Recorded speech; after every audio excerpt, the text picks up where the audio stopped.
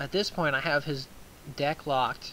I control the top 3 of his cards. He has just very little energy, and the only energy he has is it's not going to be enough to pose a threat to Beartic. He can do 20 damage to my Beartic, and then that's it.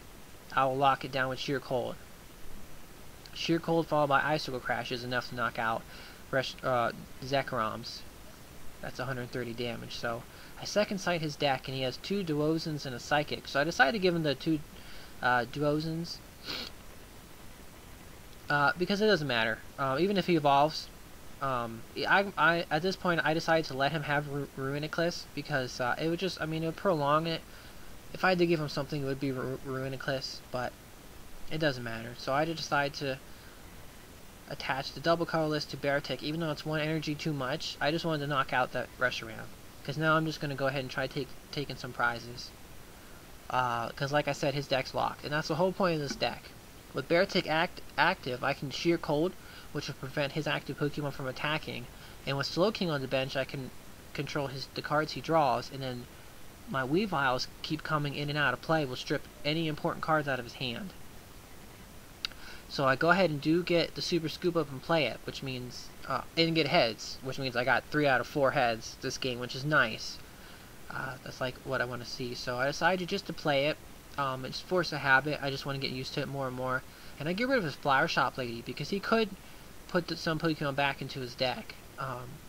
So I just get rid of it. And I look at his top 3, and he does have Reiunclus coming up, so no big deal. And you see here I do Sheer Cold, which means his Zekrom is not going to attack. Even though it doesn't have the other energy, it's just habit.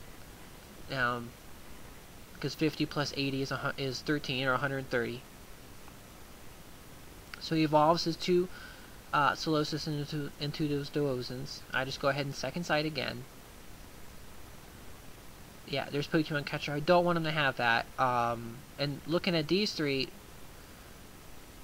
yeah, I decided to give him the energy because after I knock out Zekrom, he's going to have 1 Psychic Energy, and that will not help him at all. So I don't need anything. My hand's okay, but I don't need to do anything with it. I do get a Weavile, so I can play it next turn. Not that I really need to because he is drawing very dead. I can knock out all his Pokemon in 2 hits. 1 or 2 hits. So it doesn't matter. I just have the game locked at this point, and now you just have to go through the motions. This isn't like a permanent lock. You have to keep it going. And you can see here that he has like Pokemon Catcher and Professor Oak's New Theory coming up. And you will hit the point where the top 3 cards are really good for your opponent, and you have to determine which one is the best. Well, the best for you. Like, you have to determine, like, what will you give your opponent. Something like a Sharon would not be a big deal if you have means to use your Weavile next turn and strip away any draw supporters. So, at this point, he just plays whatever he has in his hand. You can see he has 0 cards on the board. 0 cards in hand. I'm going to control what he draws. And he is completely locked at this point. He's at the mercy of whatever I let him have. And so I have to do this. I have to second sight every turn because I have to hope that 3rd card outside of Pokemon Catcher and Professor Oak's New Theory is going to be terrible. Or a terrible, let's say, an energy or even a Pokemon. Something. So at this point, I'm just going to go ahead and start Icicle Crashing.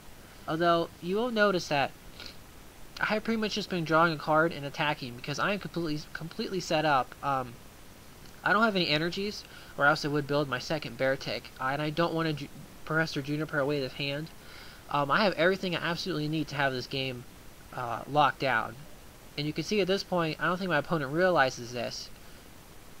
He probably thinks there's some way that he can mount a comeback, and he's actually at this point using his Reiunclus' ability to move damage counters from Zekrom to Reshiram, just to buy himself a few turns. It's not a terrible idea, especially from what I said earlier about how the top 3 cards, well, whatever I give him could help him. If he has like Professor Oak's New Theory followed by Sage's Trading and then Professor Juniper or something, then he might be holding out for something like that, and then I'm in a tough spot. But naturally, as an example, I would let him have Juniper first. Not Juniper, I'm sorry. I would let him have Sage's Training. So he would use Sage's Training, and then he would probably get either Professor Oak, and then Juniper, or Juniper, and then one other card. And then on my turn, I'm just going to go ahead and use my Weavile and get rid of that draw supporter he got.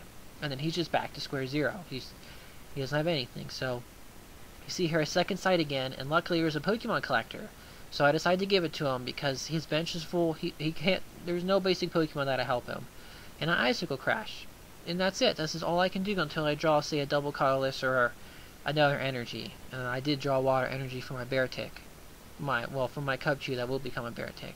So even if this Beartic somehow gets knocked out, although according to this board it can't, I would have a second one built.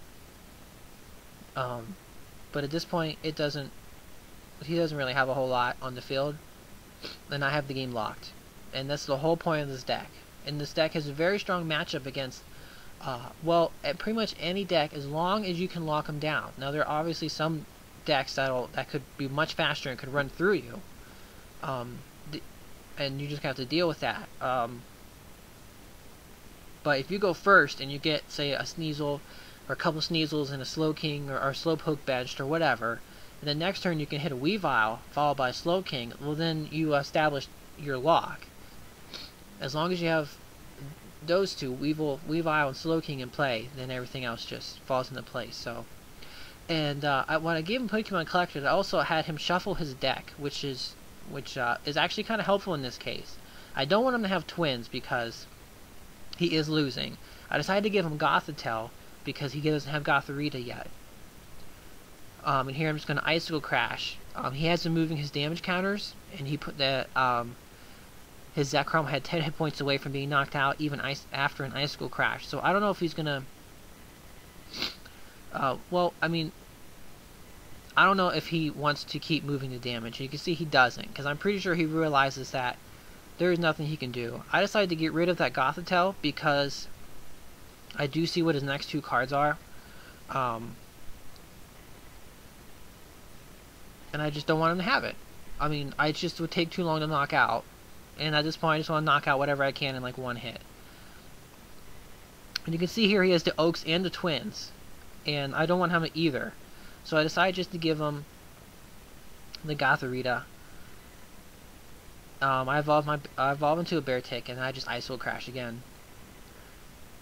And draw my other Weavile.